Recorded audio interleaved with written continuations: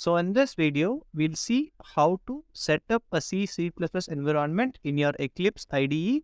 If you have already chosen Java or some other environment for development, so make sure you click on this option right here called Help. Under Help, you can see this option called Install New Software. Click on it. Once you click on it, you can see this window where in the option called Work With, click the drop down box and click on all available sites. Now wait till the site downloads. Now once the download is done, scroll little down and check if there's anything called programming languages. Yeah, it's right here. Click on it. Click on programming languages right now.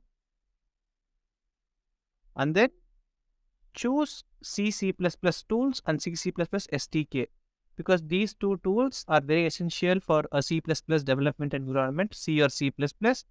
And there are other tools too, which is a Docker container. If you're using a Docker, make sure you select that too and choose whatever tools is required for your development environment from here, and then click on Next.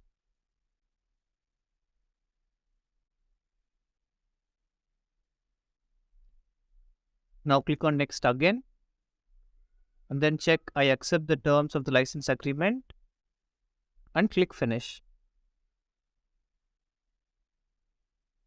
So once you click on Finish, you can see that the software is getting installed. Let's wait for the installation to complete.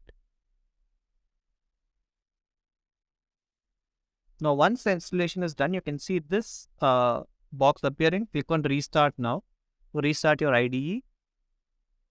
Let's wait for the IDE to get started.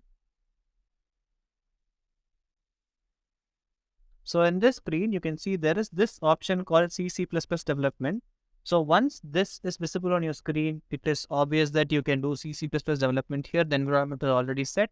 But to make sure everything is proper and C++ is set, click on Files and then click on New and then select Project.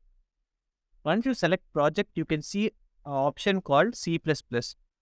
So if this appears, it is 100% sure that your setup on your environment is correct for a C++ development. And that's it. If you guys have any doubts in the installation or the setup process, make sure you drop a comment. See you in the next video. Bye-bye.